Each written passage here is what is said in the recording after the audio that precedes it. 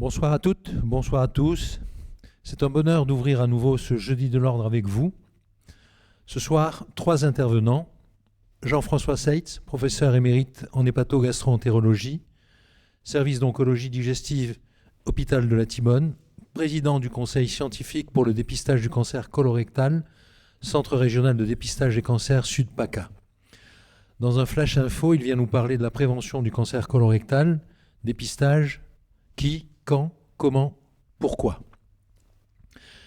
Caroline Bévalo, interne en psychiatrie des Hospices civils de Lyon, doctorante en neurosciences computationnelles au laboratoire Unigog. Xavier Olessa d'Aragon, normalien agrégé de biochimie et génie biologique. Dans le cadre d'une mission ministérielle État de santé des jeunes en France, il traite à distance de nous du sujet de la soirée. Et si la santé positive était la clé de la prévention chez les jeunes. Le prochain Jeudi de l'Ordre, le 13 avril, parlera d'habitat, de pollution, de santé avec Denis Charpin, après le flash info de Marc Chinchol sur la retraite. Merci à notre présidente Marie-Dominique Métra, toujours présente, à tous les élus du CD et à notre belle équipe de communication, en ayant une pensée particulière pour Guillaume et Simon, qui ne sont pas là ce soir pour des raisons bien précises. Je les embrasse. Jean-François Seitz, c'est à vous.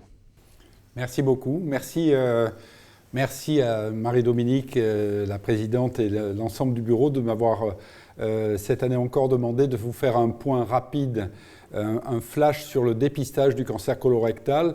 Qui, quand, comment, pourquoi. Alors on va commencer par pourquoi, parce que l'enjeu est tellement fort et majeur que c'est un moteur après pour dépister. Je vous rappelle que le cancer colorectal tue chaque année plus de 17 000 Françaises et Français. Il y a un décès toutes les demi-heures, alors que la plupart de ces décès pourraient être évités. C'est ça le moteur. Et en fait, ce cancer, son problème, c'est qu'il n'est pas genré, c'est-à-dire il touche à peu près autant les femmes que les hommes, en nombre de cas et en nombre de morts. Et finalement, il tue plus d'hommes que le cancer de la prostate, presque autant de femmes que le cancer du sein.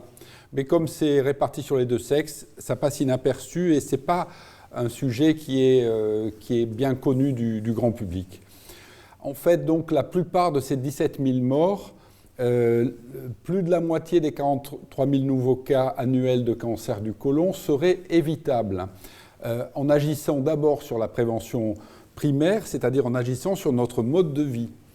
Vous voyez sur cette diapositive, c'est effarant, je trouve, même pour un spécialiste comme moi, de voir que la moitié des cancers colorectaux pourraient être évitables si on améliore notre mode de vie, c'est-à-dire si on lutte contre la sédentarité, le surpoids, l'obésité, si on a une alimentation sans excès de viande ou de charcuterie, mais au contraire en consommant beaucoup de fruits et de légumes, évidemment pas ou peu d'alcool et pas de tabac.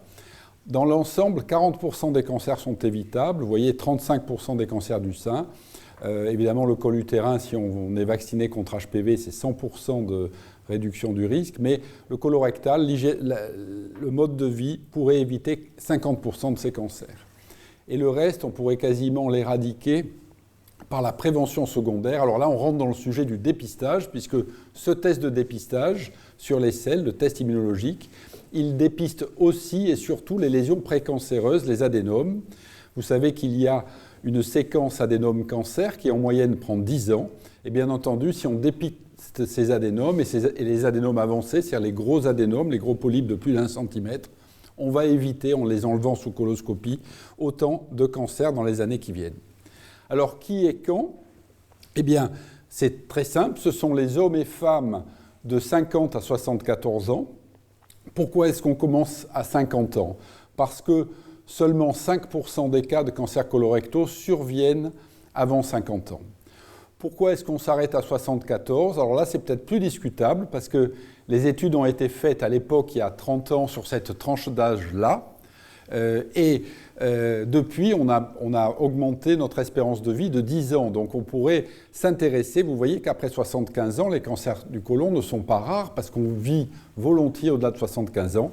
Donc il faudrait probablement revisiter cette borne-là du dépistage et aller jusqu'à 79. Comment ? Eh bien, c'est le test immunologique fécal, le FIT pour les anglo-saxons, qui est réalisé tous les 2 ans à partir de 50 ans.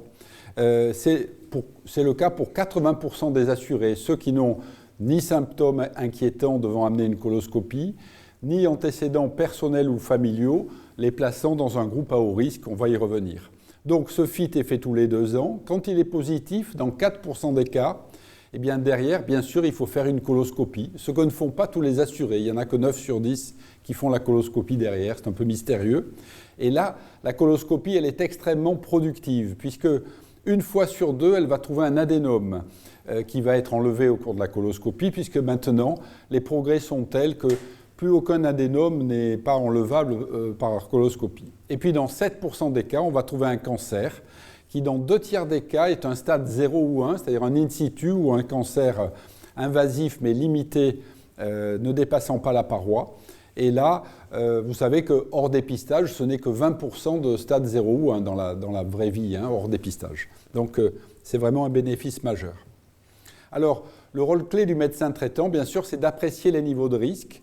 Et à côté de ces 80% de cancers sporadiques, de sujets à risque moyen, il y a environ 15% de sujets à haut risque, qu'on peut appeler des cancers familiaux, c'est-à-dire des personnes qui ont un antécédent au premier degré direct de cancer colorectal ou d'adénome, si le cas index est survenu avant 65 ans. Donc c'est une définition très limitative. Un antécédent au premier degré avant 65 ans pour le cas index.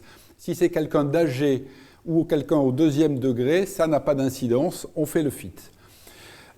Si on a une maladie inflammatoire de l'intestin, une rectocolite hémorragique par exemple, bien sûr on est suivi par coloscopie avec des biopsies régulières.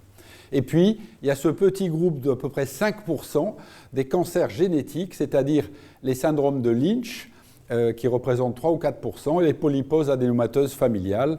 Là, quand on a la mutation, c'est 1 fois sur 2 pour les descendants, on est sûr qu'on va avoir la maladie, donc il y a une prise en charge très particulière avec une constatation de génétique et des chromocoloscopies qui sont faites dans les Lynch à des rythmes tous les 1 ou 2 ans.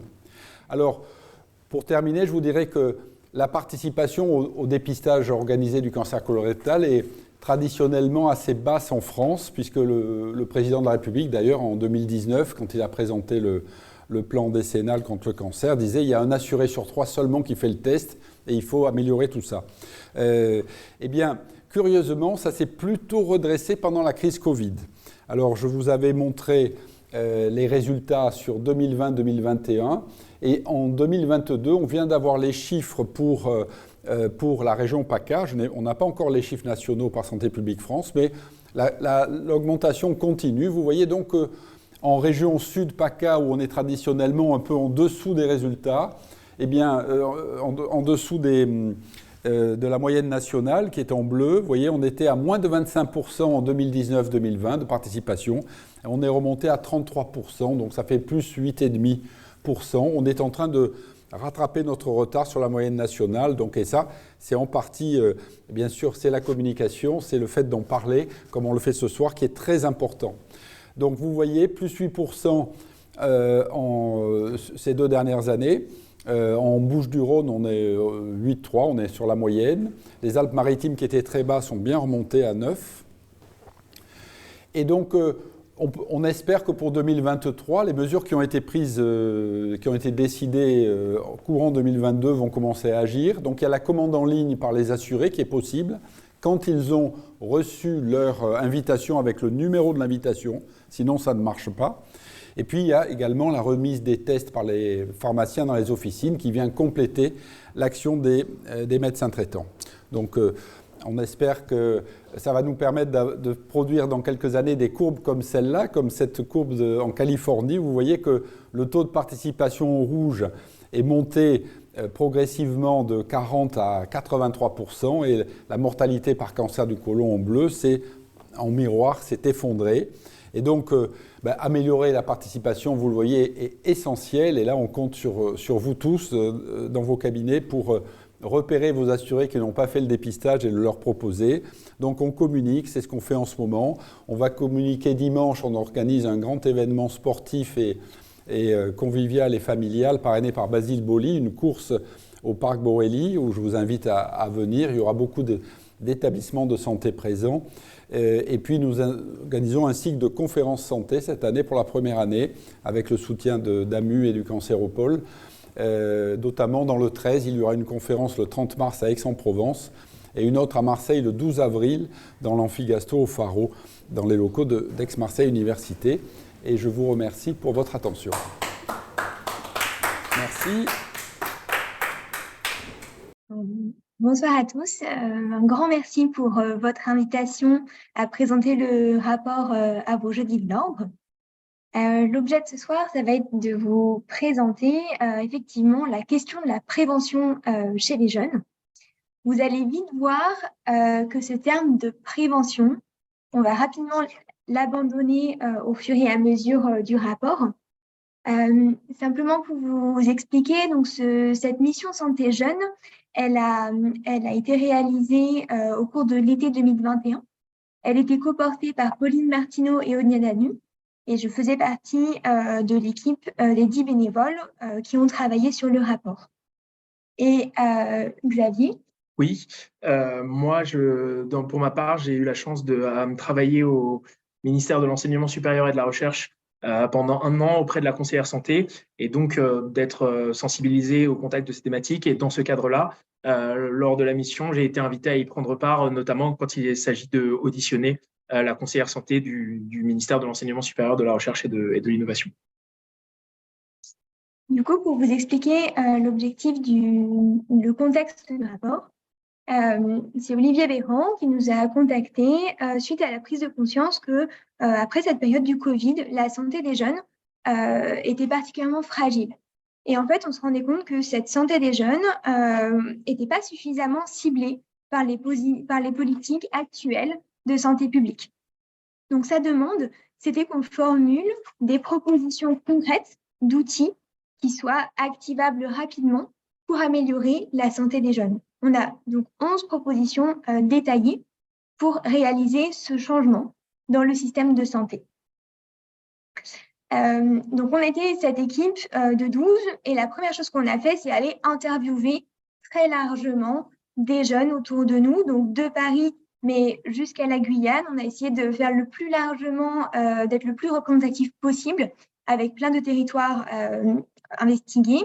On est allé faire des entretiens individuels et puis des ateliers de groupe. Et on a isolé des profils de jeunes différents, donc soit collégiens, lycéens, à un autre niveau d'études, les personnes qui étaient non en emploi, non en formation, non en travail. Et puis, on a visé tout type de catégories socio-professionnelles, en milieu rural comme en milieu urbain, en métropole comme en outre-mer. On a aussi interviewé près de 200 professionnels qui travaillaient au quotidien avec les jeunes, de métiers qui sont très diversifiés, que ce soit en France ou à l'étranger. Et la force de notre rapport, c'est le fait qu'on va rapporter les besoins et les craintes des jeunes qu'on a interviewés. La question centrale qui ressortait, c'était comment on fait pour avoir plus confiance en nous et pour se sentir mieux. Donc, vraiment, on n'est pas là dans un rapport d'experts du domaine. On est là plutôt pour ramener les remontées de terrain et les solutions qui fonctionnent déjà et qui pourraient être appliquées. La solidité, c'est qu'on a interviewé des personnes très diverses, de champs très complémentaires. Et puis, on a fait un benchmark de la littérature. Donc, on est allé voir toutes les initiatives et les dispositifs qui ont déjà été évalués scientifiquement et qui ont montré leurs preuves qu'on pourrait du coup appliquer.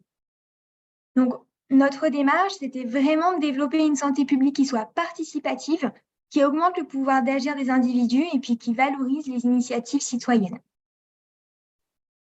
Pour ce soir, ce qu'on souhaite faire, c'est de vous expliquer la nécessité de réaliser ce changement, donc d'adopter une vision positive de la santé, de vous présenter et de les partager les outils pour que chacun puisse entreprendre ce changement à son échelle. et puis enfin de vous présenter les propositions du rapport. Les outils, simplement pour les énoncer, on a la santé positive, la question des normes sociales, l'aller vers, les bénéfices immédiats ou à long terme, la rationalité cachée, le design thinking, et puis le value-based healthcare. On va commencer tout de suite avec la santé positive. L'idée derrière cette première diapositive, c'est d'expliquer que la plupart du temps, on a une vision de la santé, alors que dans l'ensemble de la santé, elle est composée à la fois de cette vision négative qui existe, qui est la peur de tomber malade et le besoin d'avoir une approche curative et centrée sur le risque, mais il y a aussi cette vision positive de la santé et cette aspiration à se sentir mieux. Donc là, sur la diapositive, au milieu, l'idée, c'était de montrer à peu près où se situe la plupart des gens et le fait qu'on peut à tout moment tomber malade et aller moins bien, mais qu'il y a aussi cette possibilité d'aller mieux, de se sentir ce mieux-être qui est possible et qui existe. Et sur la droite, il y a un mème, donc c'est un type de dessin humoristique qui se base sur un schéma récurrent qui est d'ailleurs beaucoup utilisé par les jeunes pour communiquer et qui montre deux personnages au milieu de la même route. C'est une redite du verre à moitié vide et à moitié plein. Et en prenant l'exemple de la prévention centrée sur la question de la nutrition et de l'activité physique, il y a cette idée que l'essentiel de la prévention à l'heure actuelle et de la vision des choses se centre sur le risque. Ne mangez pas trop gras, sucré et salé, sinon vos artères se boucheront. Et on est uniquement dans l'injonction, dans le faire peur et dans la vision négative de la santé et dans la peur de tomber malade. Alors qu'il existe aussi cette vision qui consiste à dire mangez mieux, faites du sport et vous vous sentirez mieux, ce qui vise aux mêmes actions, aux mêmes changements de comportement et qui se base sur la même réalité, mais qui est là une approche beaucoup plus positive et une aspiration à un mieux-être, en fait, qui est beaucoup plus efficace chez les jeunes en tout cas, que l'approche qui est employée la plupart du temps par l'ensemble des gens. Ensuite, là, cette diapositive montre les moyens qui sont alloués au curatif et au préventif. La France, sur ce plan-là, est à peu près dans la moyenne de l'OCDE, dans la moyenne basse, mais on voit que la proportion allouée au préventif est extrêmement faible, puisque dans la moyenne de l'OCDE, on est à 2,8% des dépenses de santé, et c'est très important, pas des dépenses de soins, des dépenses de santé, il n'y a que 2,8% qui sont utilisées dans la prévention, et donc on a vraiment une vision centrée sur le curatif, pas qu'en France. C'est quelque chose de très répandu. Ce qui est très intéressant, c'est qu'on voit qu'en fait, dans ces 2,8%, on a à peu près la moitié qui est sur le suivi des personnes qui sont en bonne santé et on a seulement un tiers qui est sur l'information, l'éducation, la prévention et donc le fait de donner aux gens des outils pour mieux aborder leur santé et fonctionner dans une démarche plus optimiste. Là, on voit la répartition des dépenses de santé par tranche d'âge et on voit que en fait, c'est encore une fois les dépenses de santé et pas les dépenses de soins. On voit qu'en fait, les dépenses sont concentrées sur la partie, sur la fin de la vie. Là, on voit une courbe qui compare entre 1992 et 2008 et cette augmentation sur la fin de la vie, c'est une bonne chose parce que ça veut dire qu'aujourd'hui, on dispose de plus de moyens pour mieux accompagner les personnes quand elles en ont le plus besoin. Mais l'aspect plus négatif, c'est que ce très faible niveau de dépenses dans les premiers temps de la vie, il reflète beaucoup la très faible part de prévention et d'une approche non pas centrée sur le curatif, mais justement sur à la fois la prévention et sur le fait de donner aux gens des outils différents pour mieux s'emparer de leur santé, mieux aborder de leur santé, qui ont des effets à plus long terme et qui ont des effets de levier très importants, puisque plus on intervient tôt dans la vie et avec ce type d'intervention, plus on a des effets, mais on voit que c'est très peu le cas. Et la question de cette prévention qui est vraiment centrée sur la maladie, le médicament, l'hôpital, elle est particulièrement peu efficace chez les jeunes. Les messages qu'on a pu utiliser, c'était la peur, la question du risque. Et vraiment, les jeunes ont pu nous dire qu'ils n'étaient pas du tout sensibles à ce discours et pas touchés par les campagnes de santé publique actuelles. Et parmi les jeunes qu'on a interviewés, certains pouvaient nous dire, pouvaient définir la santé comme l'absence de maladie, donc se sentir absolument pas concernés. Et puis d'autres pouvaient quand même nous dire que la santé, c'était un état de bien-être comme défini dans l'OMS. Mais dans ce cas, ça leur paraissait quelque chose d'assez vague et puis qui était peu présent, voire absence de leur quotidien. Mais pourtant, c'est vraiment ce concept de santé positive qui peut les réconcilier avec la santé. Mais simplement, c'est à définir autrement, plus avec leur vocabulaire et avec des choses qui sont compatibles avec leur quotidien. C'est-à-dire que c'est vraiment l'idée de leur faire sentir que la santé, en fait, ça peut apporter des bénéfices quasiment immédiats, ça peut être associé au plaisir de vivre et vraiment au sentiment d'appartenance. Et là, encore une fois, on peut toujours utiliser la définition de l'OMS de la santé, mais simplement en se focalisant sur 2 objectifs. Le fait de développer le bien-être du jeune à titre individuel et puis de développer son sentiment d'inclusion dans la société. Et nous, la définition de la santé qu'on a beaucoup utilisée avec les jeunes, en fait, c'était le terme de bien-être qui passait le mieux en général. Et on leur disait, le bien-être ou la santé, en fait, c'est comment augmenter son énergie et son optimisme pour profiter de la vie chaque jour et réaliser tous ses projets. Pour vous donner un petit peu un exemple, des choses qui fonctionnent pas très bien, ça peut être les images sur les paquets de cigarettes, donc les images des risques encourus. Et là, il y a 2 choses qui fonctionnent pas bien sur les jeunes. C'est déjà que c'est quelque chose qui est très lointain, donc ils ont beaucoup de mal à se projeter dans ce risque-là. Et puis deuxièmement, on leur parle d'un risque et on l'abordera plus tard, mais c'est presque du challenge pour eux. Et du coup, c'est pas quelque chose qui va être aversif. À l'inverse, il y a eu un festival, le festival Facette, qui était un festival de santé mentale, qui était vraiment dans l'idée d'une santé positive, qui a très bien marché chez les jeunes, parce que l'objectif, c'était à ce moment-là de se faire plaisir, parce qu'il y avait de la musique, il y avait plein d'activités, en même temps d'apprendre des choses sur leur santé, et puis d'avoir une diversité des façons d'être en bonne santé qui étaient représentées. Donc ça, c'était une de nos propositions très fortes, de se dire, en fait, la santé, c'est quelque chose qu'on veut célébrer. Donc, on veut vraiment multiplier les festivals à impact avec cette thématique de santé positive.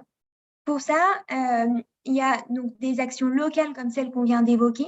Et puis, on voulait utiliser la visibilité et la puissance des Jeux Olympiques en 2024 pour vraiment mettre en avant cette question de la santé.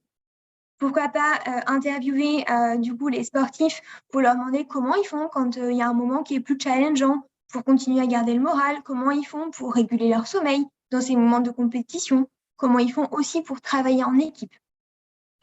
L'autre chose qu'on proposait, c'était d'avoir des budgets municipaux pour que les jeunes puissent vraiment participer à l'organisation d'événements qui vont avoir un impact positif sur la santé. Mais là, on vient d'aborder donc cette question de santé positive. Tout de suite, il y a une limite qui est importante à pointer. C'est celle du fait qu'elle peut paraître normative. On peut avoir l'impression que ce concept de santé positive, c'est un modèle qu'il faut suivre et qui est imposé. Et on a tout de suite 2 biais qui viennent. Le premier, c'est celui que finalement, quand on donne ce modèle d'une norme de santé, en général, elle émane plutôt des plus âgés. Donc, les jeunes ne s'identifient absolument pas à cette norme-là. Les plus âgés, c'est le groupe duquel ils veulent s'émanciper. Eux, ils sont beaucoup plus sensibles aux messages qui sont portés par leur groupe. Pour des questions développementales, pour des questions biologiques où il y a toutes leurs fonctions sociales, les fonctions exécutives et les émotions qui sont en train de se développer. Et puis, du point de vue social aussi, eux, ils sont vraiment coincés avec une classe ou un groupe d'âge. Et finalement, c'est la norme qui est présente autour d'eux qui va être très importante parce qu'ils ont besoin de s'intégrer. De l'autre côté, l'autre biais, même si on arrive à faire des normes qui émanent des jeunes directement, le problème, c'est quand elles ne sont pas suffisamment représentatives, qu'il y a un seul modèle qui est présenté, un seul modèle de comportement sain. Dans ce cas, il y a certains jeunes qui vont avoir l'impression que la marche à franchir, elle est beaucoup trop grande. Et donc, ça va créer chez eux des sentiments d'impuissance, de colère, d'anxiété. Et la réaction va être plutôt à l'inverse, d'accroître la distance avec cette norme et puis de revendiquer une alternative pour ne plus souffrir, de ne pas être dans cette norme-là. Mais pourtant, ces écueils-là, en fait, ce n'est pas du tout des choses qui sont insurmontables. En fait, le concept de santé positive, il est vraiment à imaginer au pluriel. C'est la question de se dire quelles sont toutes les façons positives de vivre sa santé pour les jeunes, de s'épanouir, de prendre soin de soi. Et l'objectif, c'est à chaque fois d'offrir une multitude de modèles d'identification et une vision qui est vraiment non normée, intrinsèquement inclusive. Pour donner des exemples, de choses qui n'ont pas bien fonctionné par le passé. Il y avait la question de la campagne SAM donc contre l'alcoolisme au volant. Et la difficulté de ces campagnes-là, c'est qu'en fait, elles n'émanaient pas du groupe de pairs. Donc, c'était les plus âgés qui imposaient leurs normes. De l'autre côté, c'est sur les réseaux sociaux comme Instagram, où là, on a des normes qui sont absolument non représentatives de la diversité des choses qui sont saines. De l'autre côté, ce qui fonctionne, c'est les profils Instagram avant-après, ou alors les profils sans filtre, où il va y avoir énormément du coup de diversité qu'on observe.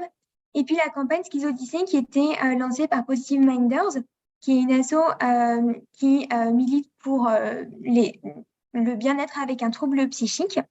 Et cette campagne, elle montrait du coup des personnes qui souffraient de schizophrénie, mais qui étaient en bonne santé, et donc qui montraient leur façon d'être en bonne santé. On avait vraiment une diversité de profils. Donc, ce qu'on propose pour agir là-dessus, c'est vraiment toujours de co-construire nos campagnes de santé pour que les façons de prendre soin de sa santé émergent des jeunes. C'est le design thinking dont on reparlera après. Et puis toujours de penser à décliner les normes à l'échelle locale et pour l'ensemble des groupes d'identification. C'est ce qu'on a vraiment fait en pensant à chaque fois à tous ces profils qu'on avait. Et puis de mener des actions de lutte contre les normes qui seraient trop restrictives. Notamment, on proposait de rendre obligatoire le fait de signaler quand les photos elles ont été retouchées ou quand il y a un filtre qui a été appliqué par les influenceurs. Et puis, pour contrôler un petit peu mieux le contenu qu'il peut y avoir sur la santé sur les influenceurs et sur Internet de façon générale, en général, ils proposent donc des contenus qui sont très pertinents pour être diffusés, mais qui ne sont pas toujours validés. Donc, ce serait de proposer une charte des créateurs de boosters de santé mentale pour pouvoir faciliter le repérage des contenus qui sont scientifiquement valides. Du coup, dans ce contexte-là, il y a cette idée cette stratégie d'aller vers, puisque un des problèmes majeurs auxquels les jeunes sont confrontés, c'est que le bassin de vie des jeunes, là où ils évoluent et là où ils perçoivent leur envie de mieux-être et d'évoluer, est éloigné des structures de santé qui leur semblent la plupart du temps éloignées sur différents plans, à la fois sur un plan physique et à la fois peu accessible, peu young-friendly et surtout peu perçues comme des structures où on a envie d'aller. Pour beaucoup, l'hôpital, c'est perçu comme l'illustration sur l'image, c'est quelque chose qui ne donne pas envie, c'est quelque chose où on va quand on s'est cassé la jambe ou quand on a vraiment quelque chose de grave, mais c'est pas un endroit où on va pour aller mieux, c'est pas un endroit où on a envie d'aller, et surtout, c'est pas un endroit qu'on associe à des perspectives positives et enthousiasmantes. C'est un endroit qui a ce stigma-là. Du coup, alors là, c'est juste une petite digression, un petit exemple pour faire des liens avec quelques idées. Dans la théorie chimique, pour qu'il puisse y avoir une réaction chimique qui se produise, et là, en l'occurrence, la réaction chimique, ce serait de réussir à faire adopter des comportements, à changer les comportements et la perception de la santé auprès des jeunes et réussir à leur faire passer un certain nombre de choses. Il faut qu'il y ait une rencontre, donc il faut que les différents réactifs soient présents dans le même lieu, il faut qu'il y ait assez d'énergie et il faut que les réactifs interviennent avec la bonne orientation. Et du coup, il y a cette idée que non seulement il faut aller à la rencontre des jeunes sur le plan physique, mais il faut aussi aller à leur rencontre sur le plan, il faut parler la même langue qu'eux, il faut employer, c'est ce qu'on va voir ensuite, mais il faut pouvoir créer les conditions optimales de cette rencontre, à la fois en les rencontrant sur un plan physique et à la fois en les rencontrant sur un plan culturel, énergétique, en créant des conditions qui soient favorables au fait qu'il puisse y avoir un échange pertinent, et là, en l'occurrence, une réaction chimique vertueuse. L'autre image, c'est une illustration de Jacques Monod, prix Nobel de physiologie et médecine en 1965 pour ses travaux, notamment en biologie moléculaire, qui disait que la nature est un bricoleur qui réutilise ce qui existe déjà, notamment dans la construction du génome. Et là, l'idée, ça fait le lien avec ça. L'idée, c'est de réutiliser ce qui existe déjà dans la stratégie d'aller vers et de réutiliser les différents éléments que les jeunes utilisent déjà. Donc, on va le voir, à la fois les intervenants, à la fois les outils, à la fois les lieux. Et donc de s'appuyer sur ce qui existe déjà et sur ce qui est déjà au contact des jeunes. Donc la sélection des intervenants et des lieux, elle se fait via une approche qui est centrée sur l'utilisateur en se posant la question, quelle est la journée type d'un jeune?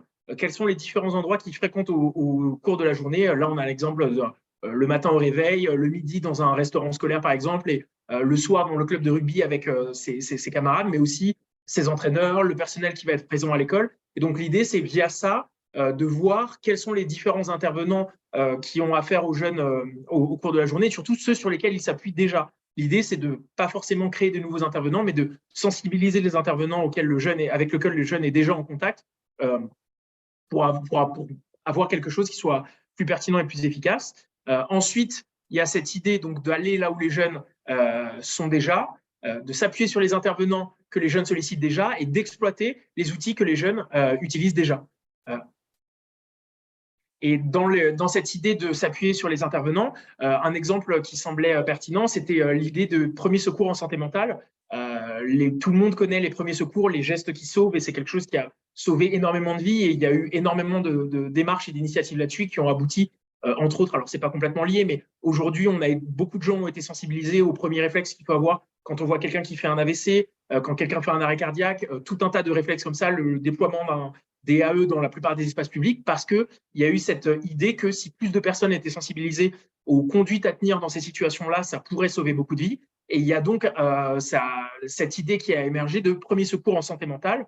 Donc, il y a tout un tas de contenu qui a été développé. Il y a des formateurs accrédités. Il y en a maintenant en France. Ça se déploie petit à petit. Et cette idée qu'en formant un certain nombre de personnes à ces premiers secours en santé mentale, ils vont être capables de repérer des jeunes qui sont en situation de détresse, d'avoir les premiers réflexes et ensuite d'être capable de les orienter. Et donc, en étant capable de cibler les intervenants qui sont en contact des jeunes et potentiellement, c'est juste un exemple, mais de leur offrir ce type de formation, et ben, ça va permettre, en s'appuyant sur les intervenants qui existent déjà, de pouvoir avoir une conduite qui parfois, de premier contact, de premier recours, qui va parfois être particulièrement pertinente et efficace.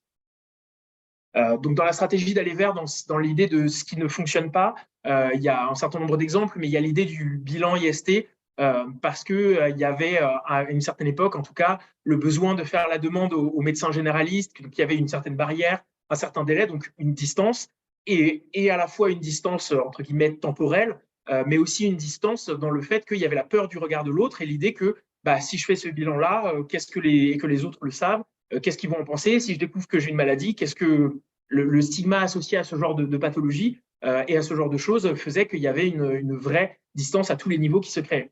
Ce qui fonctionnait mieux, c'était la pilule du lendemain à la pharmacie et le bilan gratuit fait en laboratoire, puisque à la fois, il y avait cette idée de délai court, puisqu'on peut y accéder immédiatement, et cette idée d'absence de stigma et donc d'une vision pas du tout biaisée par rapport à ça.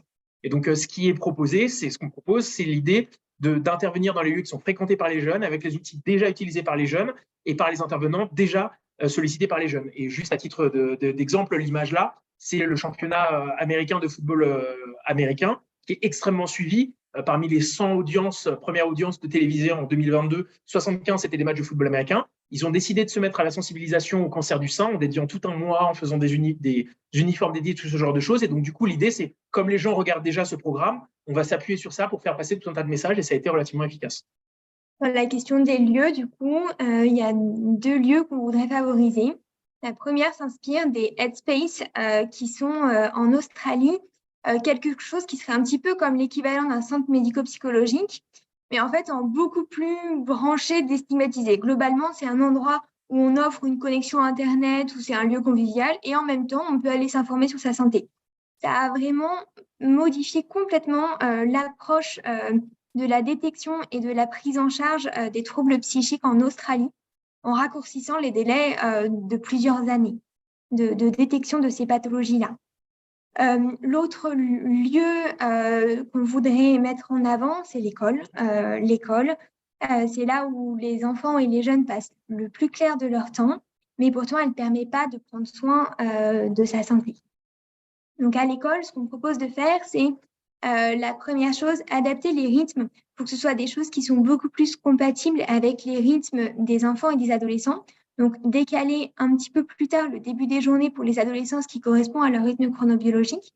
Et puis, faire des journées qui soient plus courtes, avec des vacances scolaires qui seraient, notamment les grandes vacances, peut-être réduites aussi, pour pouvoir suivre le rythme d'un enfant. On voudrait mettre en place des événements à l'école, vraiment ouvrir l'école au monde de la santé. Et par exemple, faire une journée pyjama pour sensibiliser à l'importance du sommeil et à son pouvoir sur les apprentissages. Développer les compétences psychosociales On va y revenir un petit peu après, mais la question de commencer à prendre soin de soi à l'école, et puis de l'ouvrir plus largement aux professionnels de santé. Pour revenir à la question des lieux du coup de ces headspace, on voulait s'en inspirer pour créer ces dispositifs d'aller vers, pour vraiment détecter, sensibiliser les jeunes à leur bien-être. Ce ne serait pas uniquement sur la santé mentale, ce serait des health space qui seraient et en présentiel et en digital pour favoriser l'accès. Et globalement, ce seraient des endroits où on pourrait avoir des conseils professionnels, un lieu convivial, et puis on a des éléments sur le prendre soin de soi. Et ces lieux, ce seraient des lieux qui seraient physiques, mais ça pourrait être aussi des camions qui se déplaceraient en ruralité pour pouvoir vraiment faire que l'ensemble du territoire en bénéficie. Et les personnes qui s'en occupent seraient formées, bien sûr, à l'écoute sans jugement et puis à la détection des signes précoces de mal-être. Si on s'intéresse ensuite aux outils qu'on pourrait utiliser, l'objectif de tous ces outils, c'est d'augmenter ce qu'on appelle la littératie en santé, c'est-à-dire toutes les connaissances qui permettent à chaque jeune de se forger un jugement sur sa santé et de pouvoir décider comment il souhaite prendre soin de lui. Les choses qui existent déjà et qui sont bien investies, c'est le carnet de santé. Le carnet de santé, il est surtout bien investi par les parents. Et donc, ce qu'on propose, c'est de pouvoir améliorer son contenu pour l'élargir à des conseils de santé mentale et puis pour l'élargir aussi à l'accompagnement d'un adolescent. Les autres choses, c'est qu'aujourd'hui, il y a beaucoup d'informations qui est disponible sur Internet, mais on a du mal à savoir quelle est l'information qui est valide, qu'on peut utiliser. Et puis, d'un autre côté, ça c'est pour les contenus qui sont disparates sur YouTube, avec les influenceurs. Et de l'autre côté, finalement, les portails d'accès officiels sont finalement peu attractifs pour les jeunes. Donc, ce serait de co-construire cette adaptation-là pour que les jeunes puissent vraiment utiliser ce portail Santé sur Amélie comme une ressource pour eux. Le dernier outil, ce serait le Pass Bien-être. On va le développer après. C'est un ensemble d'outils pour aider les jeunes à prendre soin d'eux. Mais au-delà de la stratégie d'aller vers, on va vous parler du coup de la différence entre les bénéfices immédiats et les bénéfices à long terme. Ça va être juste après, je suis désolée. Du coup, c'était juste pour revenir sur les outils et pour dire que dans les outils, il y avait cette question de pouvoir s'emparer de l'école, de pouvoir avoir des cours du coup à l'école de compétences psychosociales. Et puis la question de la parentalité, on l'a évoquée. Ensuite, il y a la question de l'échelle pertinente. C'est une question qui revient beaucoup. C'est vrai que, notamment en France, puisque entre des choses qui ont vocation à être traitées parfois à l'échelle européenne, voire même continentale, et des choses qui ont vocation à être traitées à l'échelle très locale, c'est vrai que parfois on s'y perd un petit peu. Et l'idée, c'est que on se rend compte en regardant cette diapositive, il y a cette idée que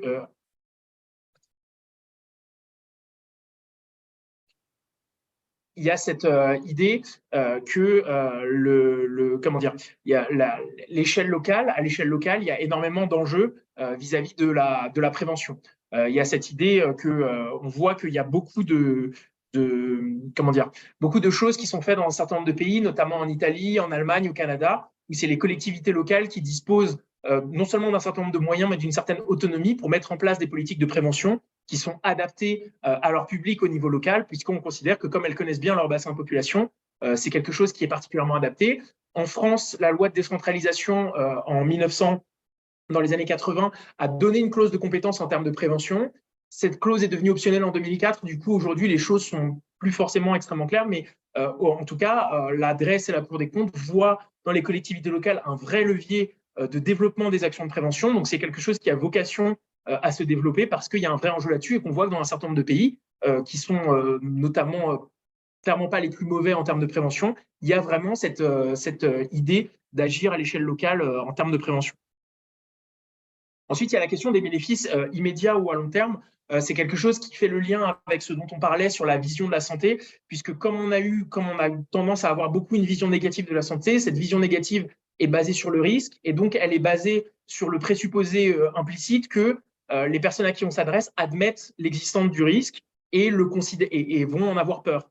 Et c'est dans un certain nombre de cas non seulement quelque chose qui n'est pas toujours vrai, mais il y a aussi le fait que ce risque, quand bien même il est admis et il fait entre guillemets peur, il va rentrer en tension avec la question des bénéfices. Il y a cette idée que les récompenses et les punitions sont perçues comme quelque chose de lointain, comme quelque chose mais non seulement de lointain, mais aussi d'incertain, et donc quelque chose qui ne va pas vraiment avoir un potentiel de levier important. Chez les adolescents notamment, la consommation d'alcool et de tabac, c'est associé à une récompense immédiate qui est l'intégration dans un groupe social. Ça répond en retour à une crainte, à un risque, à une peur qui est immédiate, qui est celle d'être rejeté, qui est celle d'être stigmatisé, qui est celle d'être isolé. Et à l'inverse, l'autre risque, le risque lointain, le risque d'une maladie, il est non seulement perçu comme lointain et comme incertain. Et donc, on va avoir une mise en balance, une vraie tension qui va la plupart du temps être en faveur du bénéfice immédiat, entre soit répondre à une peur qui est très forte et qui est très immédiate, qui est de ne pas réussir à s'intégrer, soit répondre à une peur extrêmement lointaine d'une maladie potentielle. Et cette tension, la plupart du temps, va faire que ces injonctions-là ne vont pas bien fonctionner. Pour illustrer ça, il y a le test du marshmallow, qui est une célèbre expérience de psychologie cognitive qui a été menée à Stanford en 1972. Alors, pour simplifier les choses, on a pris un certain nombre de jeunes enfants, on les a installés dans une pièce, on leur a expliqué le test, on a vérifié qu'ils comprenaient bien, on les a laissés seuls avec un marshmallow, on leur a expliqué que s'ils n'y touchaient pas pendant 15 minutes, on leur promettait un deuxième. Et donc, on les a laissés seuls dans la pièce, et ensuite, on est revenu. Et s'ils ne l'avaient pas mangé, on leur donnait un deuxième, et sinon, ils n'en avaient pas d'autre. Et alors, on a corrigé un certain nombre de biais, pas tous, mais notamment les enfants comprenaient bien, ils aimaient les marshmallows, enfin voilà, il n'y avait pas de biais à ce niveau-là. Mais ça a été extrêmement instructif sur le pouvoir prédictif d'un certain nombre de choses, notamment le fait que ceux qui avaient le plus de mal à se contrôler, donc du coup ceux qui mangeaient le marshmallow, étaient ceux qui par la suite s'avéraient être les plus à risque en termes d'IMC, en termes d'un certain nombre d'autres pathologies, et donc les plus vulnérables. Et donc en fait, il y a un effet d'accumulation et une double peine, une synergie négative entre le fait que ceux qui sont les plus vulnérables et donc dont on aurait le plus d'intérêt, ceux qu'il faut toucher via la prévention, sont ceux qui sont les plus difficiles à convaincre, parce que ceux qui sont les plus à même de ne pas réussir à se contrôler, est peut-être un terme un petit peu fort, mais en tout cas de céder aux bénéfices à court terme.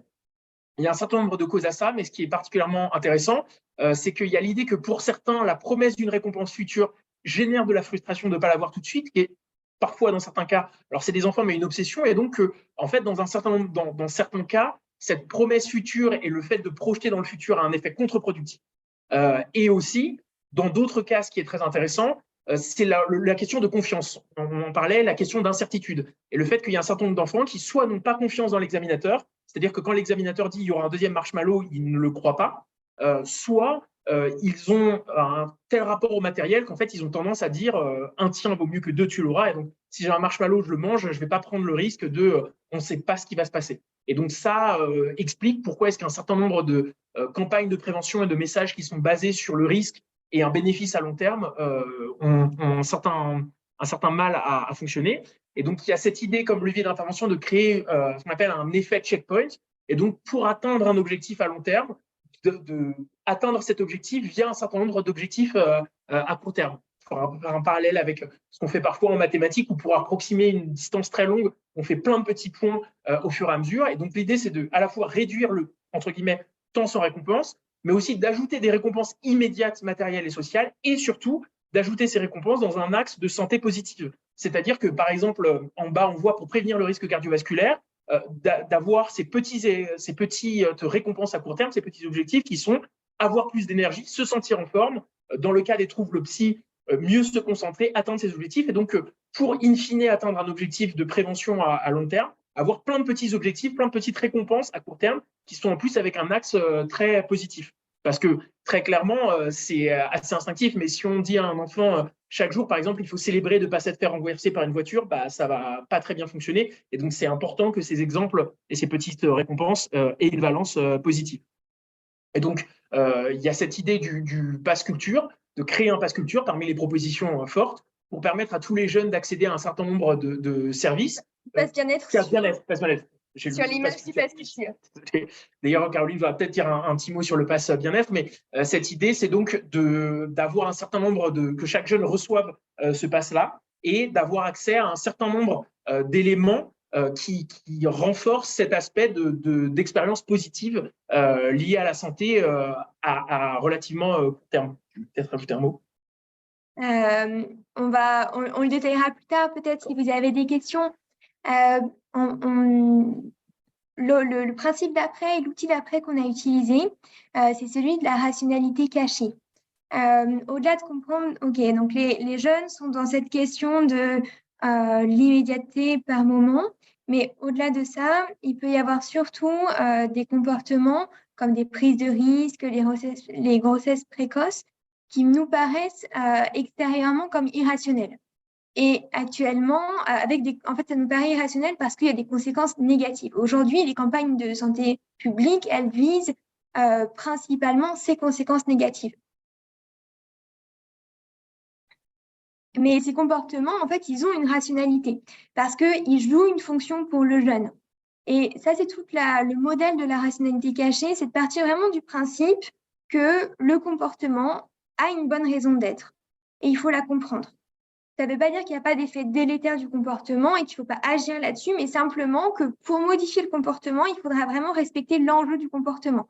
Et donc, permettre aux jeunes de répondre à cet enjeu tout en diminuant les conséquences négatives.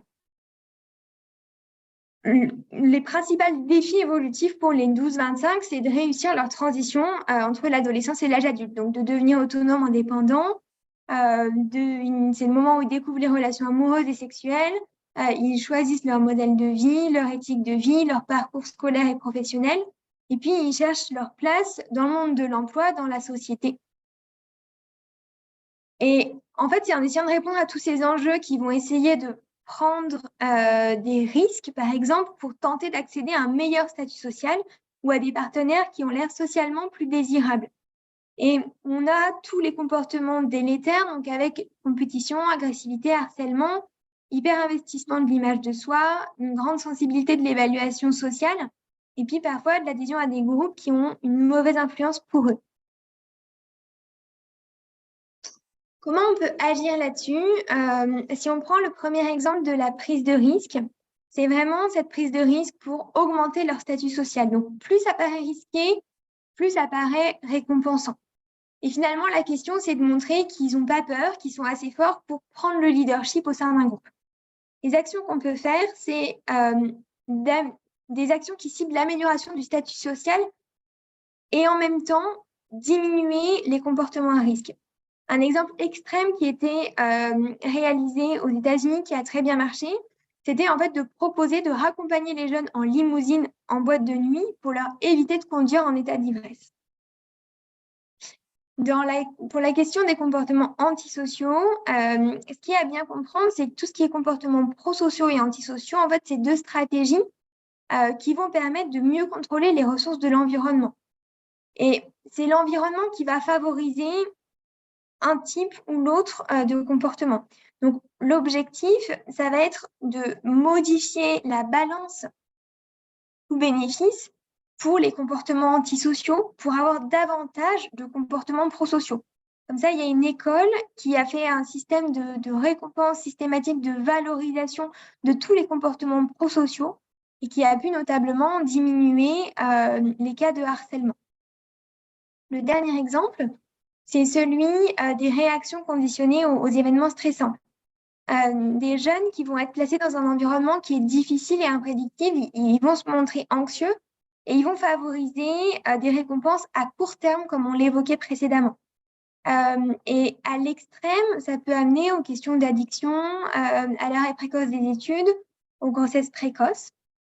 Mais ce qu'on remarque, c'est qu'en général, quand les conditions de vie s'améliorent, ces comportements-là, qui sont délétères, ils peuvent persister.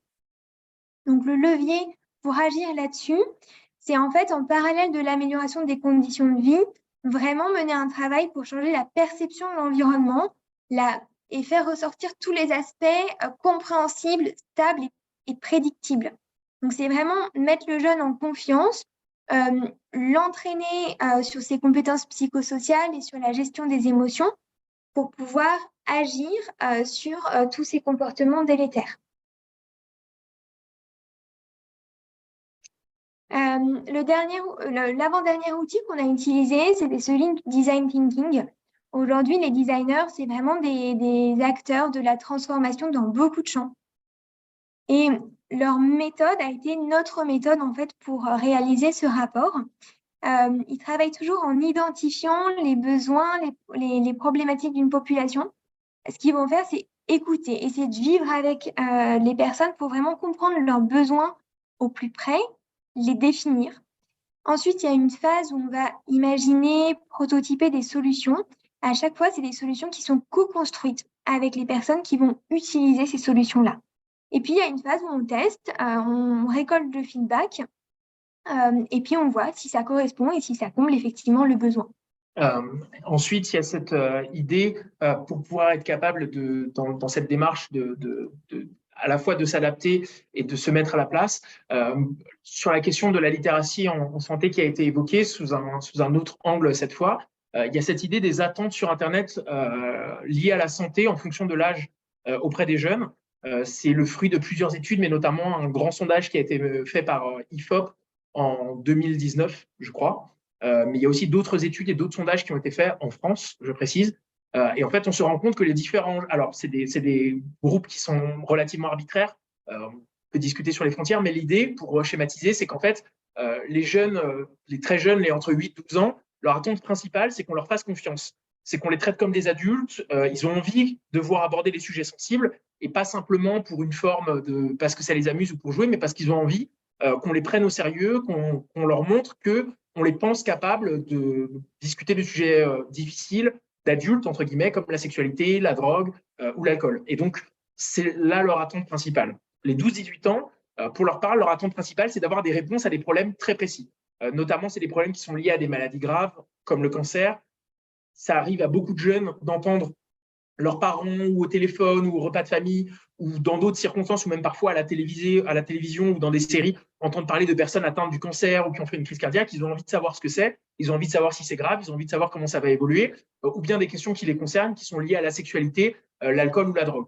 Pour citer deux exemples très rapidement, il y a cette idée qu'une étude a montré qu'un jeune qui posait une question fermée sur Internet sur un sujet lié à la santé avait quelque chose comme 80% de chances de voir cette question confirmée. C'est-à-dire que, pour donner un exemple précis, un jeune qui va sur Internet et qui tape, par exemple, j'ai mal à la côte, est-ce que je vais mourir, il a 80% de chances de sortir de sa recherche en ayant l'impression que oui. Et donc, ça crée énormément de problèmes et énormément de biais. Et ça, c'est quelque chose qui est important à prendre en compte. Enfin, les 18-24 ans, leur problématique principale, c'est de parvenir à maîtriser les outils administratifs, entre guillemets. Ils entrent dans la vie active. C'est notamment un sujet qui était revenu puisque j'avais eu l'occasion de travailler avec Parcoursup. Et en fait, à Parcoursup, il y a beaucoup de jeunes qui, quand ils rentrent quand ils deviennent étudiants, tout d'un coup, ils doivent demander une bourse, ils doivent trouver un logement, ils doivent prendre une mutuelle, ils doivent eux-mêmes s'occuper de leur propre santé. Et du coup, c'est quelque chose qui leur tombe dessus, auquel ils n'ont pas l'impression d'avoir été pas du tout préparés. Et donc, voilà, leurs attentes sont beaucoup liées à ça. Et du coup, ce qu'on proposait pour respecter ces attentes-là et en même temps pouvoir avoir des outils qui soient adaptés aux jeunes, c'est de systématiquement co-construire les solutions avec les jeunes, donc de pouvoir encourager les projets, les initiatives qui viennent des jeunes pour construire les outils pour prendre soin de sa santé. Le dernier outil qu'on va vous présenter, c'est c'est à titre purement informatif et indicatif. C'est un outil qui est très complexe, qui fait l'objet d'un certain nombre de débats, mais on a pensé que c'était quelque chose qui pouvait être intéressant d'évoquer. C'est le Value-Based Healthcare. Alors, pour simplifier, parce que c'est quelque chose d'assez complexe très rapidement, l'idée, c'est que c'est un système de financement, c'est un mode de financement du système de santé, qui n'est plus une tarification à l'acte, c'est un système complètement différent, qui, comme l'indique, est basé sur la valeur. La valeur, alors, comment calculer la valeur et comment définir la valeur, c'est toute la problématique du système. Il y a beaucoup d'indicateurs, il y a besoin de beaucoup de données pour que le système fonctionne. C'est ça qui le rend très complexe. Mais pour faire très simple, l'idée, c'est que de réorganiser tout le système de soins en ce qu'on appelle des Accountable Care Organizations, des ACO, qui sont des groupements d'organisations de santé, mais qui comprennent à la fois l'hôpital, le soin de ville, les kinés, les infirmières, tout un tas de systèmes, les psychologues, tout un tas d'accompagnants dans des grandes organisations qui sont jugées responsables, accountable, parce qu'elles sont responsables d'un bassin de population. Et donc l'idée, c'est que ce groupement de soins va devoir prendre en charge tout un bassin de population. L'idée, c'est de favoriser le passage de relais quand les soins ne sont pas pertinents ou quand il vaut mieux le passer à quelqu'un d'autre, puisqu'aujourd'hui, le système de financement le favorise peu, mais aussi de pousser à prendre en charge tout le monde au sein du bassin de population. Voilà, l'idée, c'est globalement ça. Ça favorise la prévention et aussi, comme il y a une prise en charge qui est basée sur la valeur, la prévention renferme beaucoup de valeur dedans, puisque plus on prend en charge tôt, moins on a besoin derrière de payer pour le curatif. Et donc, c'est pour ça qu'on a jugé que c'était pertinent de l'évoquer. Pour vous présenter en synthèse les propositions qu'on avait, c'est celle d'ancrer la santé à l'école, de créer des health space qui sont des dispositifs d'accès à la promotion de la santé et de soutien des jeunes, d'organiser des événements grand public d'ampleur autour des thématiques de santé, de développer chez les jeunes la littératie en santé, d'accompagner la parentalité, de favoriser les sources d'informations fiables et attractives en santé, de mieux réguler l'usage des réseaux sociaux afin de protéger la santé mentale des jeunes, de créer un pass bien-être pour tous les jeunes français, d'encourager l'innovation ouverte et d'acculturer les jeunes à l'entrepreneuriat à impact et de valoriser l'engagement citoyen des jeunes. Et puis simplement, plus concrètement, qu'est-ce que ça peut changer de façon générale tous les outils qu'on vous a listés quand on est médecin généraliste, notamment quand on est médecin, ça peut changer premièrement la façon d'interroger les jeunes. En fait, ça va être d'accompagner le jeune pour l'aider à identifier en quoi la santé pourrait leur permettre d'atteindre leurs objectifs de vie. D'être toujours à l'écoute de leurs enjeux, essayer de comprendre quel est l'enjeu derrière le comportement pour agir plutôt en diminuant les conséquences négatives, mais toujours en préservant cet enjeu. Deuxièmement, la façon de délivrer l'information en santé, délivrer une information positive, souligner les conséquences positives à court terme, gagner de l'énergie, pouvoir améliorer sa concentration pour atteindre son projet à long terme. Et puis toujours partager le point de vue ou les outils utilisés par d'autres jeunes. Dire par exemple, tel jeune m'a proposé telle solution, est-ce que ça c'est quelque chose qui vous correspondrait? Et multiplier toujours les modèles et les exemples de bonne santé qu'on pourrait donner. La dernière chose, c'est de co-construire toute intervention et de toujours demander du feedback. Et puis enfin, d'identifier et d'échanger avec les personnes qui partagent le quotidien des jeunes. Voilà, on vous remercie de votre attention. Il n'y a pas de questions ce soir. Je vais dire merci à Jean-François, merci à Caroline, merci à Xavier pour des interventions claires, instructives, enrichissantes sur une prévention déjà en place, celle de Jean-François, sur une prévention que vous étudiez et que vous souhaitez proposer aux jeunes en allant vers eux. Je vais finir par une citation pour embêter un peu Guillaume qui ne les aime pas. Le traitement sans prévention est tout simplement insoutenable. Bill Gates. Merci beaucoup.